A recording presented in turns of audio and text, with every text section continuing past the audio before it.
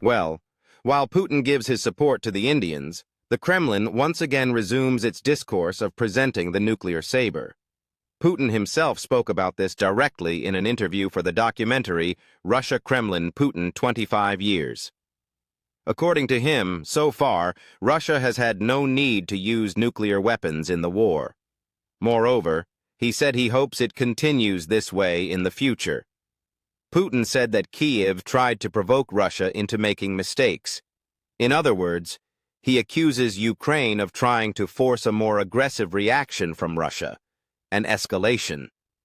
But he said that Ukraine has, in a responsible way, held back in this regard.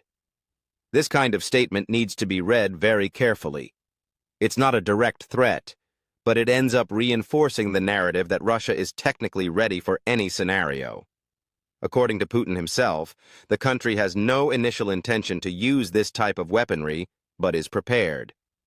Now look, someone else who also commented on this was the Kremlin spokesman Dmitry Peskov, who classified as speculation the frequent statements in the West about a possible use of nuclear weapons by Russia.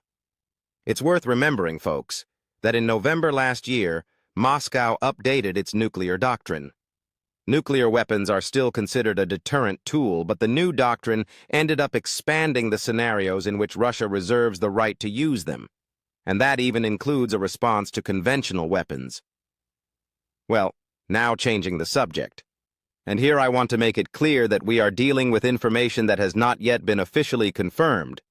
There are reports gaining traction, even among international agencies, about an alleged Ukrainian attack in the Kursk region of Russian territory. According to Russian war bloggers, Ukrainian forces allegedly crossed mined fields using special vehicles and launched missiles against targets on the border. As I always say here, we need to be cautious with this kind of information. Personally, I don't like to comment on rumors spread only by Russian and Ukrainian war bloggers. But even major news agencies like Reuters are talking about these reports. These accounts, as of the recording of this video, have not been confirmed by either Moscow or Kyiv. But what is being said is that this attack aimed to hinder or slow down Russian advances in Sumy, that region that has suffered constant attacks in recent days, and that Moscow is already considering turning into a buffer zone.